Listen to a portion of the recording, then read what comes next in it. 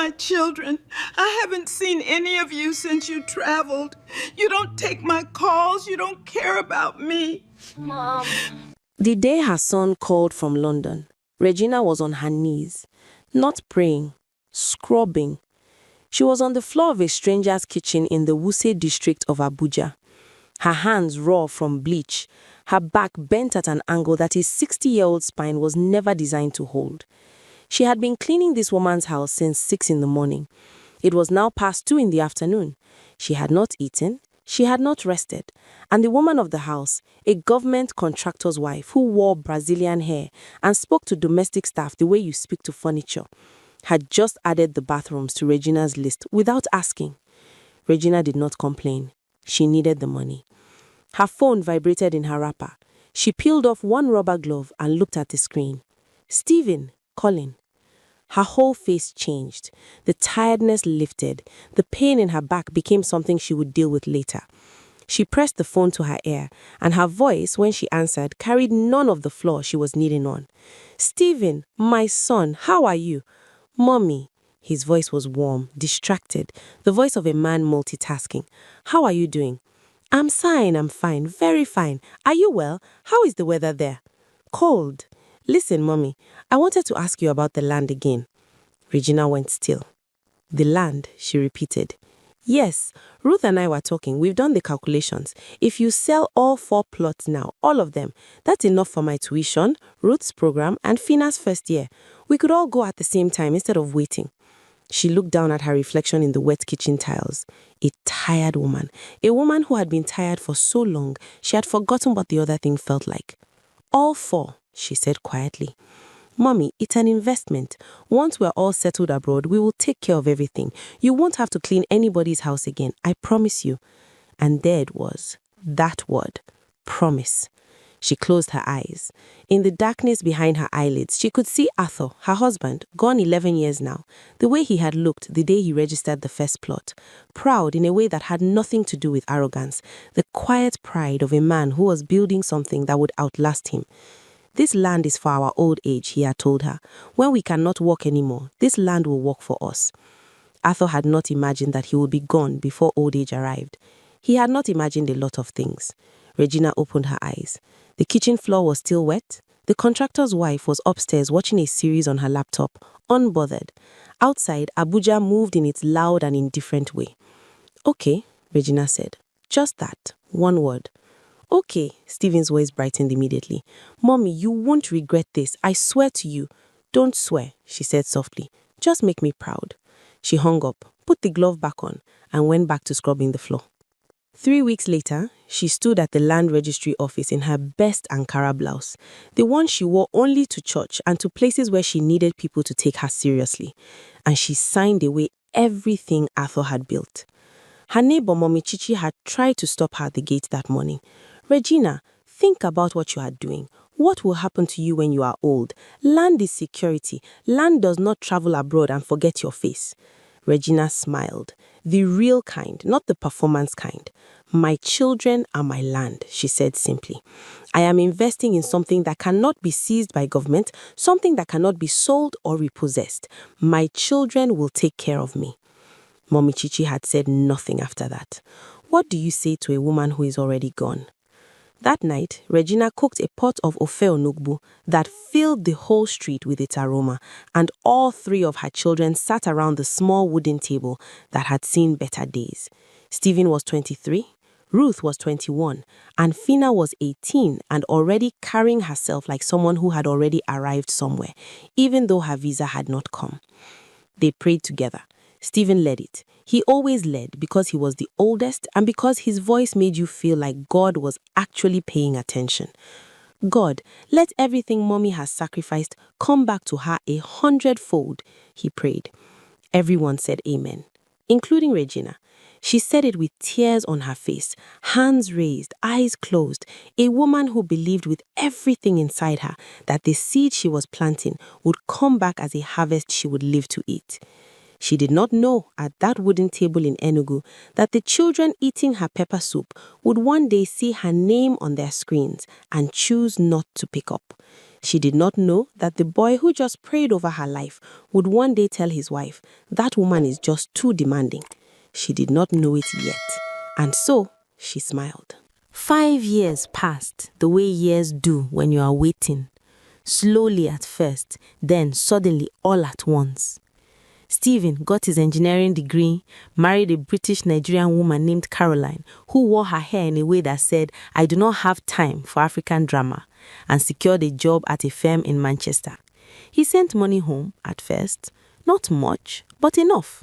Enough to fix the roof, enough to buy a small generator, enough to make Regina stand in her compound and thank God out loud. Ruth qualified as a nurse in Toronto, moved into a flat with 2 other Nigerian girls, and started dating a Jamaican man named Marcus, who her mother had never met and probably never would. Ruth also sent money, but her money came with instructions. "Mommy, use this for food only. Don't give it to anybody. Don't tell people I sent it," as if generosity was something to be hidden. Fina, the last born, the baby, became the most successful of all of them, at least on paper. She started a logistics business in Houston, got a green card, and began posting photos on Facebook that made people in the village say, "Chai, see how that woman's daughter is living." She rarely sent money, but she sent pictures. And in some families, pictures are considered a form of provision. Regina still lived in the same house in Enugu.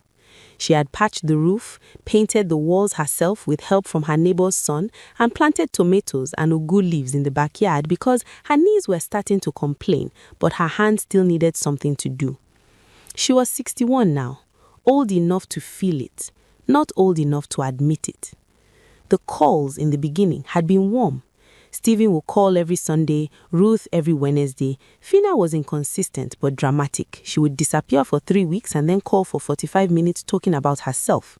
Regina would listen with a smile on her face, holding the phone like it was a grandchild she had not seen in years. But slowly, the way termites work, quietly and from the inside, things began to change. Stephen's Sunday calls became every 2 weeks, then once a month. Then, "Mommy, things are really busy at work. I'll call when I can." His wife Caroline began to answer the phone sometimes before passing it over, and there was something in her voice. Not rudeness exactly, just a door that was only slightly open. You could hear that you are not entirely welcome on the other side. Ruth started cutting calls short. "Mommy, I'm on shift. I'll call you back." She rarely called back. When Regina called her, it would ring and then go to voicemail, a voicemail she had set up with her Canadian accent that she had definitely not had growing up in Enugu. Fina was worse. Fina had developed a new language. Everything she said came wrapped in a kind of cheerful dismissal. "Mommy, you are always worrying. I'm fine. Everything is fine. Stop calling so much. You'll give yourself high blood pressure." And then she would hang up before her mother could say what she had actually called to say. What Regina called to say, what she never said out loud because she was a proud woman, was this: "I am lonely. My knees hurt. I cough at night and there's nobody to bring me water. I look at your pictures on that phone that Fina sent me and I try to understand who you have become. I miss you. Not the money, not the roof you fixed. You, your faces at my table, the sound of someone else breathing in this house." She never said it. Instead, she said, "I'm fine, just calling to hear your voice. Greet the children for me." Then she would put down the phone, sit in the plastic chair on her veranda, and watch the sun go down over the compound where her children had once played, where Stephen had once fallen off the guava tree and split his chin open, where Ruth had learned to plait hair on the heads of other children who sat still long enough, where Fina had once cried for 2 hours because she could not find her school shoes. She would watch the shadows grow long. Then she would go inside and heat up whatever she had cooked, usually too much because when you have spent 20 years cooking for 3 children, you forget how to cook for 1, and eat alone at the same wooden table where they had once prayed together. She ate slowly. She was not yet broken, but she was beginning to understand that the harvest she had been waiting for might not come the way she had imagined. She told herself it was fine. They were busy. They had their own lives.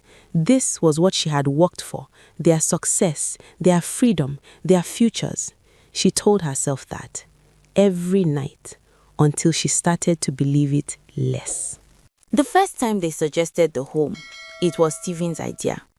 He called it a care facility. Regina was 67. She had survived a mild stroke the year before, not a big one, the doctor said, almost like he was apologizing for the inconvenience. But the kind that leaves a small shadow behind it.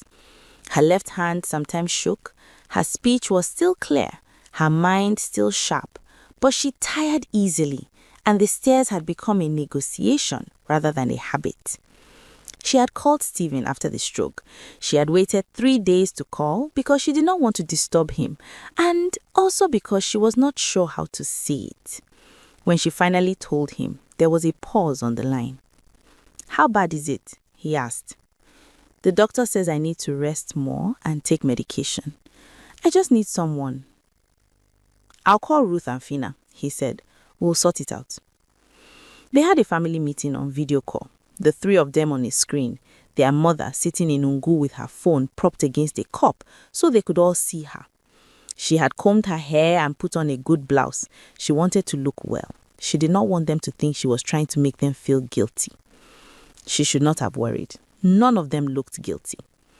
Ruth spoke first in the careful, measured tone of a nurse who had learned to deliver bad news professionally. "Mommy, we've been talking, and honestly, we think the best thing now is for you to be somewhere with proper medical care. People who can watch you, not just a neighbor checking in." "I can come," Regina said quietly. "Let me come and stay with one of you. I don't need much space. I won't trouble anybody." Silence. The kind of silence that has already made a decision before you finish speaking. Stephen cleared his throat. "Mommy, it's not that simple. The visa process, Caroline and I, we're also quite busy with the kids and our place isn't really... I can sleep in any room," she said. Her voice was still steady, but something in her eyes had shifted. "Any corner. I will not be in the way." More silence. Ruth said, "What about Fina? Fina, you have more space." "Me?" Fina's face on the screen went through several expressions quickly. "I'm literally in the middle of expanding the business. Marcos, my partner, he's also staying with me right now, and it's just... I thought his name was Marcos," Regina said. "That's not the point, Mommy." They found the home 2 weeks later. Stephen had searched online and sent the link in the family WhatsApp group with the message, "This place looks decent, not too expensive, close to a hospital." Ruth replied with a thumbs up. Fina sent a money transfer with a note that said, "For the first 6 months." Nobody asked Regina what she thought. The home was in a town 3 hours from Mungu, in a building that had once been a guest house and had been converted with minimum effort and maximum optimism. There were 12 other residents, mostly women, mostly old, mostly carrying the same quiet bewilderment on their faces, the look of people who had not expected to end up here, in a plastic chair in a common room, watching a television nobody controlled. The staff were not unkind, they were simply overwhelmed and underpaid, and kindness, when it is not sustained by enough resources, eventually becomes efficiency. She was fed. She was given her medication. Someone came to change her sheets twice a week. On her birthday, they brought a small cupcake with a candle. She blew out the candle alone. She had one photograph on her small dresser, the one from the night they had prayed together before the children left. Stephen's voice, Ruth's laugh, Fina's face already tilted towards somewhere else, Regina in the middle of them, holding them all, her arms wide like she was trying to contain the future. She looked at that photograph every morning. She had stopped calling them. Not because she was angry, she had moved past anger somewhere around month 4. What she had arrived at on the other side of anger was something quieter and heavier, an understanding, a kind of tired knowing. She understood now that she had made a decision years ago in a land registry office in Ungu in her best Ankara blouse, and the decision was not about land at all. She had traded her security for a dream. The dream had come true, just not for her. If you are watching this and the story is touching your heart, subscribe because we are just getting to the part that will change how you see everything. Regina passed away on a Wednesday morning in March. The nurse found her at 6:45 a.m., still in her bed, her face turned toward the window, one hand resting open on the blanket, as though she had been waiting for someone to hold it. The photograph of her children was on the dresser where she had placed it every single day for 3 years. The candle from her last birthday, half burnt, stood beside it. She had died in the night, quietly, without disturbing anybody. The home called Stephen first because his number was listed as the emergency contact. He missed the call. He was in a meeting. He called back 40 minutes later. The news traveled through the family WhatsApp group within the hour. Stephen's message: "Mommy has passed. We need to arrange to come home." Ruth replied with 3 crying emojis, and then, "I'll look at flights tonight." Fina went offline for 2 hours, then came back with, "I'm devastated. Booking flights now. We have to do this properly." Properly. That word will define everything that followed. The funeral was organized with the energy and precision that these 3 children had never once applied to visiting their mother while she was alive. Fina flew in first, in a black lace outfit that had clearly been purchased specifically for the occasion, the kind of outfit that says, "I am grieving and I am put together." She hired a makeup artist for the day of burial. She ordered a casket that the funeral home owner quietly described as the premium option. Rose arrived with Marcos, who turned out to be real, tall, and uncomfortable in the August heat of Enugu. She wore sunglasses throughout most of the proceedings, which some people took as a sign of deep grief and others took as a sign of something else entirely. She organized the catering. She made sure there was a photographer. Stephen came with Caroline and their 2 children, a boy of 12 named Daniel and a girl of 9 named Sophia, who kept asking why everyone was crying. Stephen had aged in the way that some men age when they have been comfortable for too long, softly at the edges, with a smoothness that comes from a life without real suffering. He wore a well-cut agbada and walked through the funeral with the quiet authority of the firstborn son receiving condolences. He received many condolences. "Your mother was a great woman. She sacrificed so much for you children. God will reward you for giving her a proper burial." Stephen nodded at each one. He shook hands. He looked appropriately sad. At one point, when the women from her mother's old church began to sing her favorite hymn, "It Is Well," he covered his eyes with his hand and his shoulders moved. Mami Chichi, now 73, and leaning on a cane, watched him from across the compound. She watched all 3 of them. She had known these children when they were small. She had been there the day their mother sold her land. She had been there the first time Stephen sent money. And she had been there, quietly and without announcement, the many times he had not. She did not say anything at the funeral. She waited until the burial was done, until the photographs had been taken at the graveside, until the food had been served and the guests had begun to drift away in the warm afternoon. Then she walked slowly to where Fina was standing, still in her black lace, scrolling through photos on her phone. "You took beautiful pictures," Mami Chichi said. Fina looked up and smiled. "Thank you, Mama. We wanted to honor her properly." The older one looked at the phone, at the photos of the expensive casket, the flowers, the full compound of guests. She would have exchanged all of this, she said quietly, for one Sunday visit. Fina's smile stayed on her face, but something behind it shifted. Mami Chichi turned and walked away without waiting for a response. The children left Enugu 4 days after the burial. The house was locked. The photograph was packed into a box along with Regina's other things, her Bible, her favorite wrapper, the small notebook where she had written down Bible verses in her careful handwriting. The box was placed in a corner of a room and covered with a piece of cloth. Then they went back to their lives. Stephen to Manchester, Ruth to Toronto, Fina to Houston. Back to the busy noise of their ordinary days that had long ago been redesigned to have no space in them for an old woman in a plastic chair in a town 3 hours from Enugu. They went back, each of them carrying something they could not name yet. Not guilt exactly, not grief, because real grief requires presence, and you cannot fully grieve what you had already treated as gone. What they carried was smaller and sharper than grief. It was a sound. The sound of a phone ringing and no one picking up. They had heard it on Regina's phone when they cleaned out her room at the home. The nurse said she had tried calling all 3 numbers in her final week.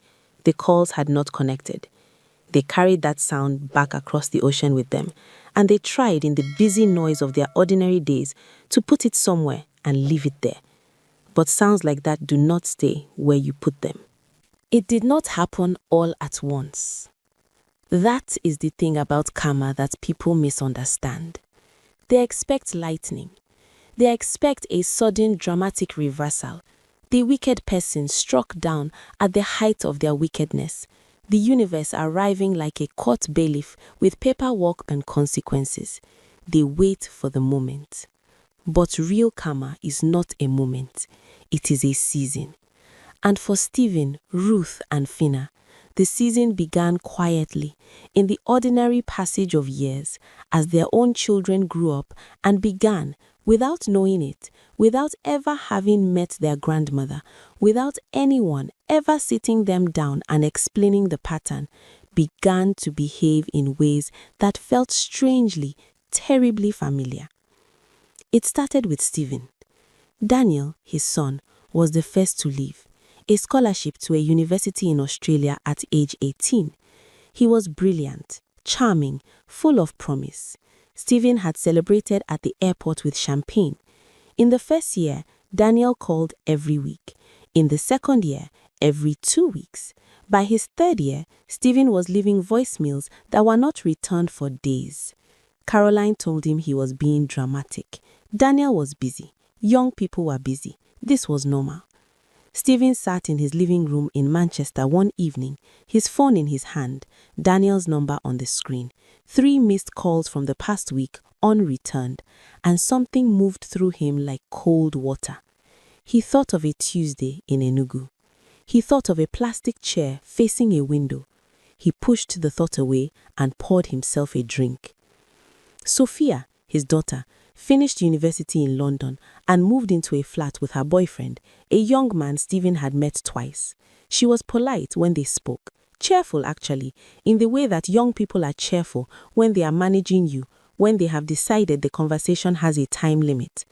Dad, I'm fine. Stop worrying. You give yourself high blood pressure. Stephen heard those words and stood very still in his kitchen. He had heard those words before. He had said those words before. In Toronto, Ruth's story came differently. Her eldest daughter, Amara, became a doctor. Ruth's greatest pride, the thing she spoke about at every gathering with a brightness in her eyes that she had not turned on anything else in years. Amara moved to Vancouver for a residency, met a man from Alberta, and slowly, with the impeccable politeness of someone who loves you but does not want to be managed by you, began to create distance. Ruth called every Sunday. Amara answered most of the time, but the calls had a quality to them, the same quality Ruth's calls to her own mother had eventually developed. Efficient, caring at the surface, hollow underneath. The holiday that Ruth had planned for 3 months, a trip to Vancouver to see Amara, to meet the man from Alberta, to sleep in her daughter's home and feel for a few days like her family was whole. That holiday was postponed twice before Amara finally said, gently and with great care, "Mom, it's just a really hectic time. Maybe next year." Ruth sat in her apartment in Toronto, Marcus asleep in the next room, and she did not know what to do with the thing that was happening in her chest. She thought about calling Stephen, but what would she say? That she was lonely? That her daughter's voice had started sounding like a door closing? That she had begun to understand something she had not wanted to understand? She did not call Stephen. Instead, she opened her phone and went to the family WhatsApp group, the one that had been quiet for months, and she scrolled up, all the way up, past the news about the funeral, past the plans, past the photos of the casket and the flowers and the full compound, all the way up to the last message Regina had ever sent to the group. It was 2 years before she died, a voice note 40 seconds long. Regina pressed play. Regina's voice filled the quiet Toronto apartment, slightly hoarse, slightly careful, with that particular cadence of a woman who was trying not to ask for too much. "My children, good morning. Just calling to say I am well. I pray God continues to bless you and your families. If any of you has time this weekend, just a call will be enough. I am not asking for much, just to hear your voices. God bless you all." The voice note ended. Ruth put the phone face down on the table. She pressed both hands flat on the table in front of her, the way you press down on something to stop it from shaking, and she breathed. Just to hear your voices. She sat there for a long time. Fina's reckoning came last, and it came the way all the most painful things come, through the child you are most certain would not do it to you. Kobe, her youngest, had always been her mirror, the one who looked like her, thought like her, moved through the world with the same restless energy and the same hunger for more, always more. She had poured herself into Kobe in a way she had not even poured herself into her business. She had told herself, "This one will not forget me. This one is different." Kobe moved to Dubai at 25 with a tech startup that within 2 years was worth enough money to make Fina cry with pride. He sent her things, expensive things, the kind that came in boxes wrapped in tissue. He posted photos of himself at rooftop dinners and tagged her with captions like, "Everything I am, I owe to this woman." But he did not visit. There was always a reason: the business, the investors, the expansion into the European market. Fina listened to each reason with a smile on her face because she understood business, because she had built something herself, because she knew what it meant to be in that season of growth where everything else has to wait. And then she turned 65 and planned a birthday dinner in Houston. Nothing big, just family. And Kobe sent a gift instead of himself. A beautiful gift, a very expensive gift, with a card that said, "Mommy, sorry I can't make it. You know how things are. Love you always." Fina sat at the birthday dinner she had planned. Her 2 other children there, Marcus there, a few friends, and she looked at the empty chair where Kobe should have been. She looked at it the way Regina must have looked at 3 empty chairs at a wooden table in Enugu. She excused herself and went to the bathroom. She stood in front of the mirror. She looked at her own face, the face of a woman who had made it, who had built something, who had lived a life that people in the village called a success. And she saw, for the first time, clearly and without the protection of busyness or self-justification, exactly what she had done. She saw the land registry office, her mother in the Ankara blouse. She saw the video call and the silence after her mother said, "I can sleep in any corner." She heard her own voice saying, "I'm literally in the middle of expanding the business." She heard her mother's voice note, "Just to hear your voices." She saw the photograph on the dresser in the care home, 3 children praying around a wooden table, a mother with her arms wide open. And she understood, finally, completely, in the way that truth arrives when there is no longer any place to hide from it, that her mother had not just loved them. Her mother had been everything, had poured herself out like water into the ground, completely and without reservation, and had trusted that something would grow back. Something had grown, but it had not grown back for her. They met at the grave on a Sunday in December, all 3 of them, for the first time since the burial. Nobody had planned it. Stephen had called Ruth, Ruth had called Fina, and somehow, drawn by something they could not name, pulled by the same quiet force, they had all arrived. The grave was simple. They had paid for a headstone at least. It said, "Regina Daniels, beloved mother, she gave everything."